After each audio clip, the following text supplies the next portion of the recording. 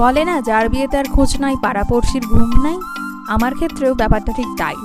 মানে বিয়েটা হচ্ছে আমার পাশের বাড়ির দাদার, আর আমি এদিকে সকাল থেকে মেহেন্দি টেন্দি পরে একদম রেডি। তবে একেবারে পাশের বাড়ি সেটাও বলা চলে না, অনেক সম্পর্কের দিক থেকে দেখতে গেলে ওরা আমাদের রিলেটিভ হয়। যাই হবে হোক, বিয়ে মানে খাওয়া দাওয়া আর সাজগোজ, এই দুটো কিন্তু মাস্ট। সকাল থেকে খাওয়া দাওয়া সেরে নিয়ে বিয়ের রিচুয়ালসগুলো দেখছিলাম। তারপর সবাই মিলে আমরা আমাদের গ্রামের মন্দিরে গেলাম। মন্দিরে প্রণাম করে আশীর্বাদ নিয়ে এসে আমি আর বাড়ি থেকে বেরোইনি। যে হারে গরম ছিল তাতে একদম পুরো ঝলসে দিচ্ছিল।